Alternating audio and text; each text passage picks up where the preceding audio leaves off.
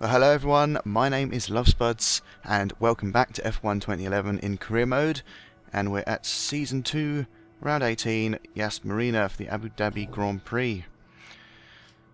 And this is being recorded directly after the Belgian Grand Prix with some generic headlines going past there. Winning the championship, of course. Constructors, we have fallen to second. Reputation goes up a bit, but yes, recorded directly after the Belgian Grand Prix. This will be uploaded tomorrow, which will be Monday.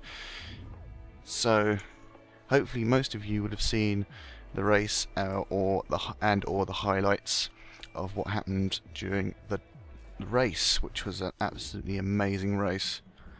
If you haven't seen it, go see it now, preferably before I tell you all the spoilers.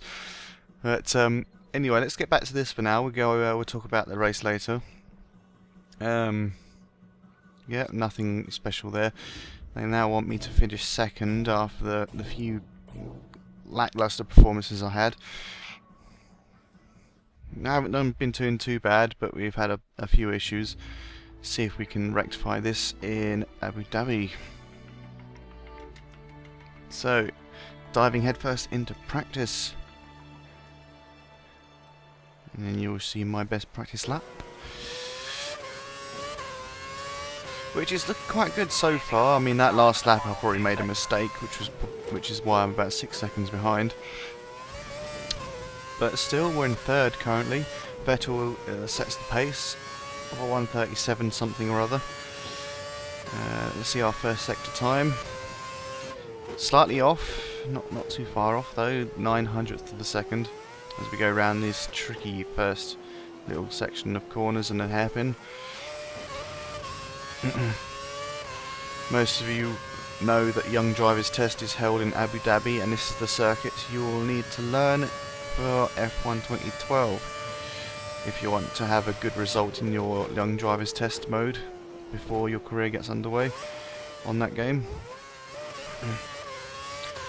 So not too bad. I haven't gone off too badly. I hate this track in parts, but some parts I do like.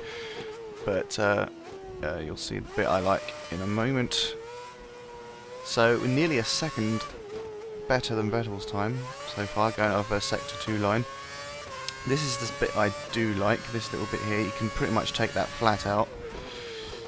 Got to be careful of locking up the front tyre. And if you don't get the line right, you do what I just did then, which was go wide.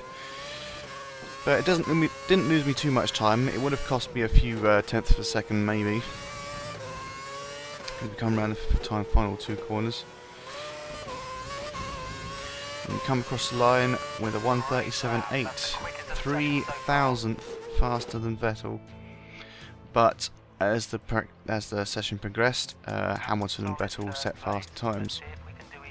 So that's a good result. Not too disappointed with that. It's pretty good, considering we were only 8/100ths off Hamilton's time. So let's move straight into qualifying. Once this auto saving goes away, and there it is. Could have saved a few seconds there by editing that properly. But what can you do? So my objective is to qualify second or above. See what we can do. We're not traditionally, I'm not a good qualifier, but hopefully we can change that today. Done well last year, so hopefully I can repeat that. So I start off with a 1:39.8. That's not going to get us pole, so we need to go on another lap. First sector, 17.6, taking out a bollard. You know how I used to love taking those bollards out in Season 1? Well, here we go again. So, got DRS open, used about half our curves so far. Bit of acceleration as we come up this very, very long straight. One of the longest straights in F1. Braking sharply for this little chicane type section. Into another like curved straight. Coming across, who is that? That's Sutil not getting in the way at least, which is a nice change. Second sector time 58.177, 1.2 seconds up on our lap time so far. Let's see if we can get this section of the track right. Sweeping round, taking a really wide line, locking up the front right, which I said warned you about last time. But we still held enough control to keep it going round the corner, hitting, hopefully hitting the apex as we go around in those situations. Tiny bit of a mess up here, but that last corner we just went round was perfect. And there we go at 136.9.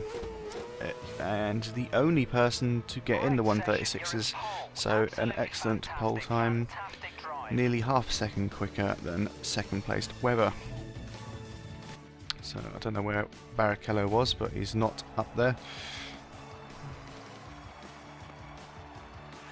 Oh, congratulations by Webber.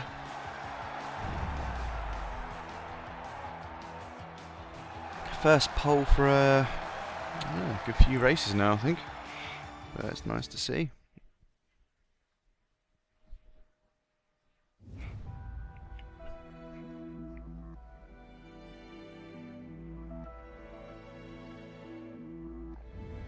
So here we are, race day.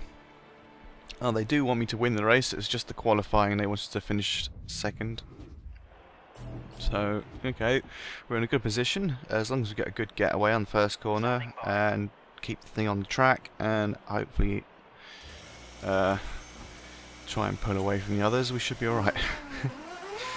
But you know, on some tracks the AI just will not. You can't pull away from them sometimes.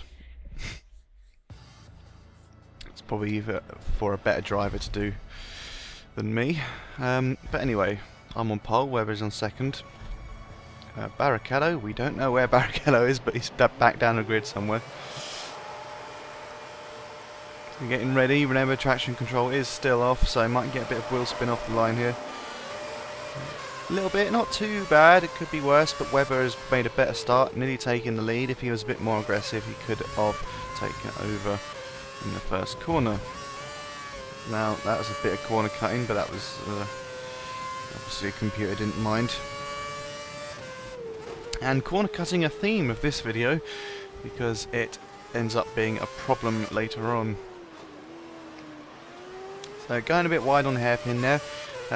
It always throws me out a little bit by going on the high fuel load, because I hardly do that in practice. I should really try and practice with the high fuel load before setting a fastest lap. So going very wide here. Bit of corner cutting, but what are you going to do? But yeah, I never really practice with the when you've got like lots of fuel in the car, because that really does affect you quite a bit. Going around the corners. So gap is already 2.6 seconds to Webber, but that's mainly because the AI is quite slow on the first lap, and then they build up speed later on. Another lock up of the front right.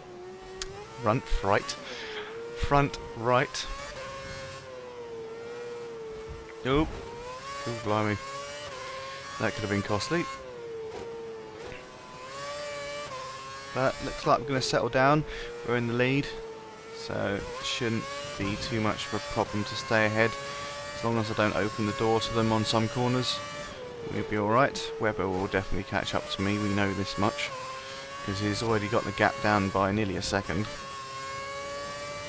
So anyway, Belgian Grand Prix, a perfect weekend for Jenson Button. Pole and the win. Where he got that lap time from, I have no idea, but the car looked so stable, it's unreal. He just nailed it.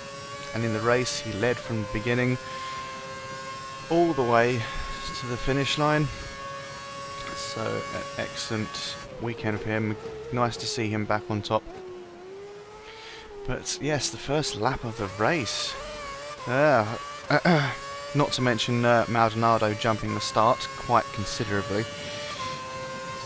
And then he ended up going out later on anyway. I don't know what quite happened, why he went out, but his wing was basically falling off. So, not really quite. I think there's going to be serious questions asked about Maldonado, if there isn't already. I mean, he's got himself into so much trouble, bumping into other people. He's got to be careful. He can't keep doing this sort of thing, otherwise his seat's going to be under threat. But probably the win in Spain might be in his favour anyway. But you know, how much longer can Frank Williams hold on to a driver that is unreliable? But that's a question that's going to be answered another day. But yes, the first lap, massive accident. Grosjean moved over too aggressively and hit Hamilton. And then Hamilton's car sort of rode up the back of Grosjean. And actually made Grosjean's car fly right over the top of Alonso. If you get a chance to go on YouTube and have a look at the replays of that, especially from Alonso's view, you'll get the amount of shock Alonso would have been in after seeing a whole car fly over his head. It's just lucky that things like that aren't fatal anymore. I mean, a few more feet to one direction and it probably could have been, but it's supremely lucky to get away with that. Alonso must have crapped himself when he saw that come over his head. But good to see everyone's alright. And unfortunately it involved two Saubers as well.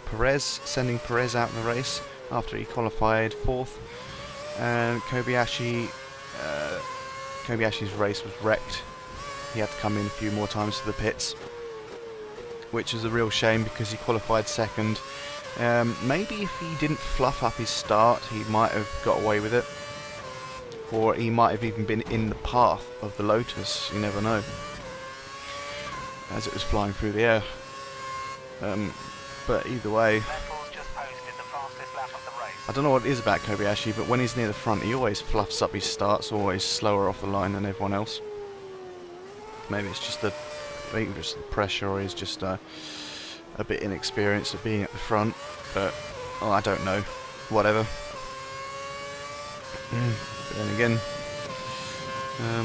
but yeah, as I was saying, it's a real shame. Real shame for the Saubers. They looked like they were going to have a really strong weekend. It was just ruined into the first corner on the first lap.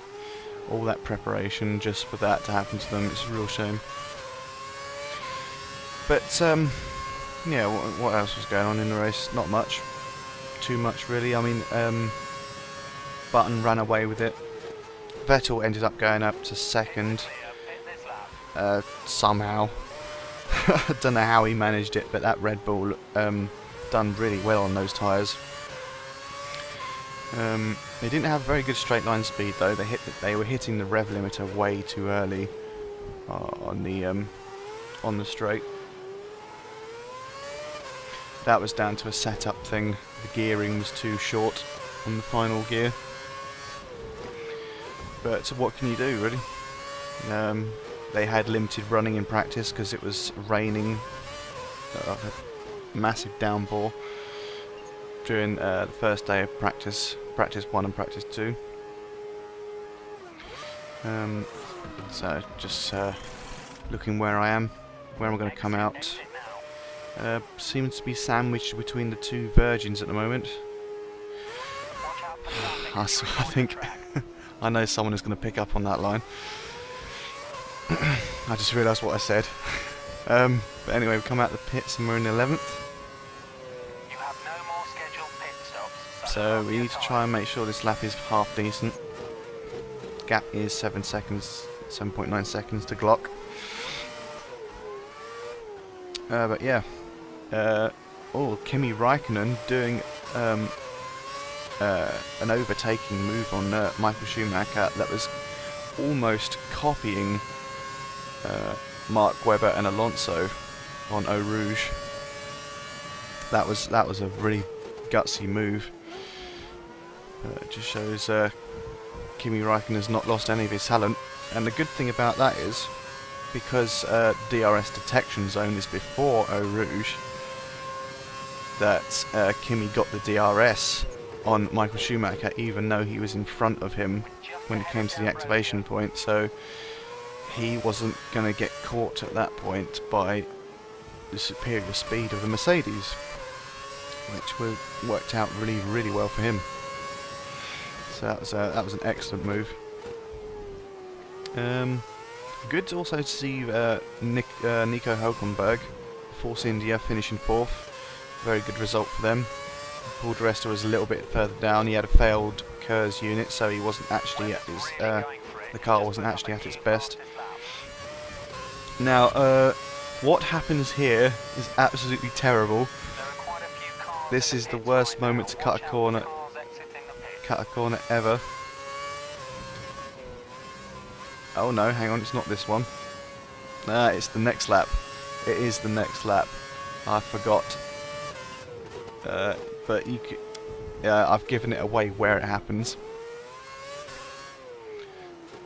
And you'll see why it's significant, because Webber hasn't pitted yet. But anyway, I don't know what I'm talking about. I've gone off on a tangent now. But anyway, D'Ambrosio in 6th. The Virgins are doing well again. But yeah, the Belgian Grand Prix. The first time the Toro Rossos have been in the points since Malaysia, I guess, or either of them have been in the points.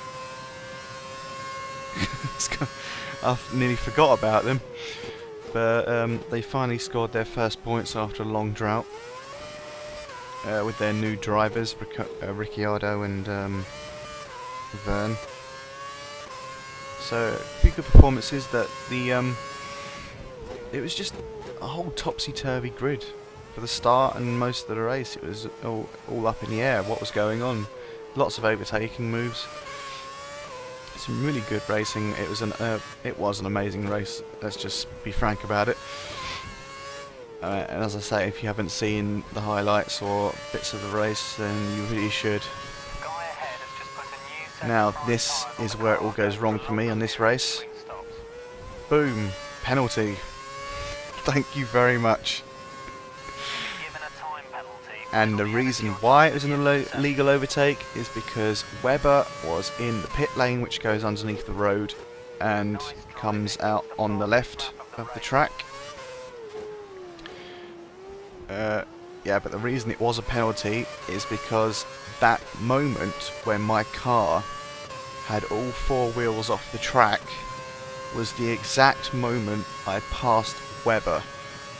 So in that circumstance, I got a frigging time penalty. So that is the absolutely worst time ever to have cut a corner. And now, unfortunately, even if I win this race, I'm going to be out of the points because there are so many cars bunched up behind. And looking at that, the yellow dot of Barrichello is actually in the points as well. So it'll be interesting to see where he finishes if he hangs on.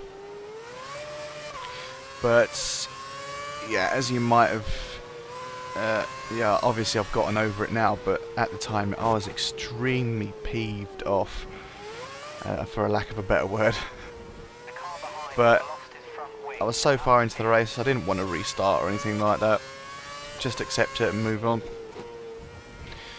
As annoying as it is.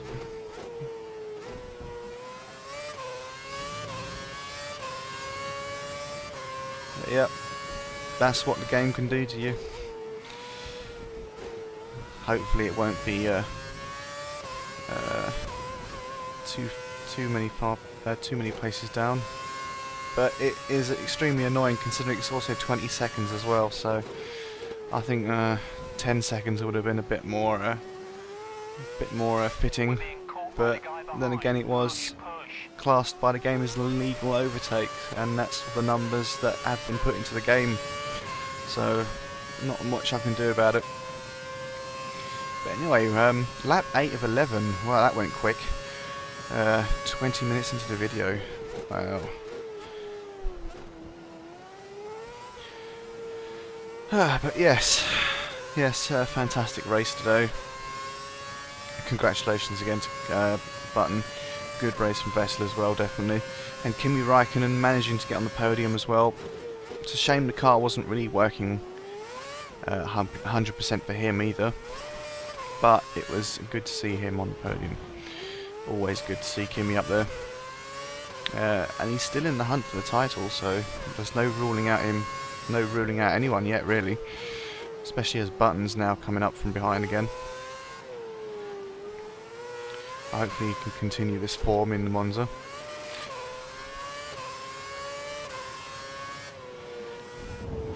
Going a little bit wide here, not too bad. Could have been worse. But now Button's up behind me. I don't know what happened to Webber. I think I know what happened. Earlier when we're going around the final corners, or the final sections, or sector 3, Webber ran into the back of me and lost his front wing. So that's why Webber is now down in 15th, because he had to fit a new front wing. Not that it matters too much, because you know, we've won in the championship. It affects him more against Rosberg, because the battle for second is between him, Webber and Rosberg, and they're pretty close to each other. Button trying to make a move, but the AI is not that aggressive, so he backs off a bit. Not going to make a move this time round. It is a real shame we got that penalty, because this turned out to be quite a really good weekend.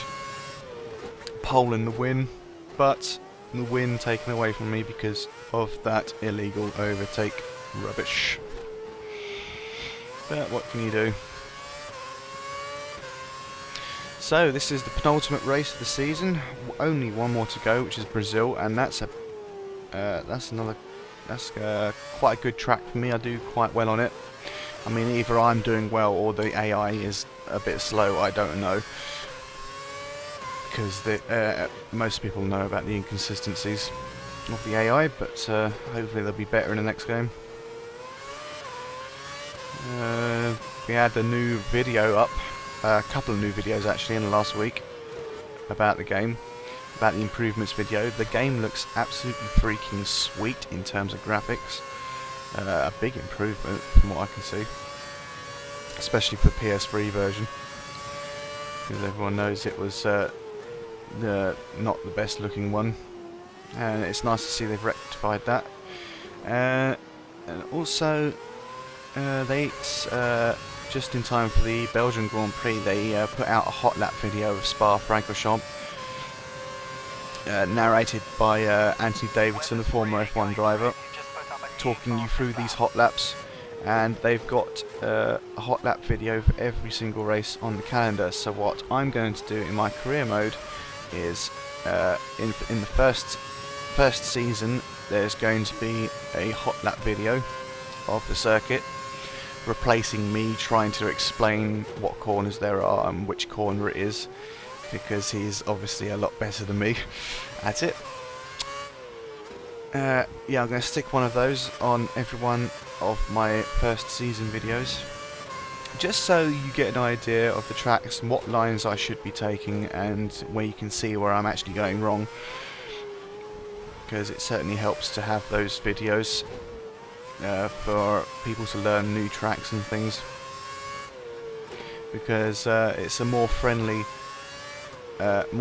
user-friendly approach this year in terms of getting new people into the game. So it should be helpful for a lot of people, especially those who need advice on how to go around corners and where the braking point should be. How to use curves and DRS though. One problem I had with the video is it tells you where to use curves and DRS. I mean, that's all fair and good, but it confused a lot of people on the internet, because he wasn't actually using curves and DRS on the car itself, because you could see on the steering wheel he wasn't using them. Obviously, you know what people on the internet are like. Some of them are downright silly, a bit thick, should I say. Thinking that some features are not in the game, like animations for touching the buttons. But trouble is with people, they comment on things like that and don't actually read up on it first, and they wonder why they get hate from a lot of people. I mean, some people are just generally dicks, but sometimes you've got to think when you're asking a question, is the answer actually easily available before you write it or press the post comment button. But anyway. But I love those hot lap videos. It's a really good idea, and you'll definitely see all of them in my videos. So it's something to look forward to. I cannot wait for it to come out. So close, a few weeks away now. And yeah, we actually won the race now. I say we've won the race. I like to say I won the race. But yeah, 14th. Lost 13 positions because of the 20-second penalty, which is really disappointing. So where is Barrichello is in 5th. You serious? Are you serious? The time he actually finishes in the points that high up, and I'm not finishing. So Rosberg inherits the win from Vettel and Hamilton. Petrol finishing 4th, not a bad result. Glock in the Virgin finishes 8th, another good result for him and the team. Virgin's definitely becoming a midfield team this year. Fantastic result! You're the F1 Drivers' Champion. This is your year. Well done. Apparently I'm the F1 Drivers' Champion. Engineer's a bit slow to realise that one. But hey ho, what are you going to do? And Rosberg moves up with a 2-point gap to Webber, so the race is on for 2nd place. We're not going to catch Red Bull. Red Bull have won the Constructors' Championship. I mean, I suppose it is technically possible if me and Barrichello get like a 1-2 or something and Red Bull don't finish in the points, but how likely is that going to happen? Finish first. Well, I did finish first. Thank you very much. But obviously the penalty. So looking good. The music's disappeared from there. Sometimes that happens. But yeah. Anyway, let's get to the interview. David Croft and his generic questions. Strong season so far, but things don't seem to have gone your way this weekend. Are you hoping to have these issues ironed out in time for the next race? Sure, let's just be a douchebag about it. The team are struggling to develop the car. Because I kind of want to change the scenery, I want to change teams, I think. Talk to Red Bull. I think you'll find I have had an offer. It takes a huge effort from the team and the driver to achieve anything in this sport. You obviously didn't read up on it before you asked that question. I think there's room for improvement in the team, I guess. I'm just trying to get interest from some of the other teams. Red Bull is not my preferred choice. I should have thought about that when picking a rival. There's me just checking my contract offers. Yeah. I had to figure out whether I actually had a contract offer or not, because that was a stupid question to ask in the interview. But yes, final round, Brazil and Sao Paulo. I'll see you then.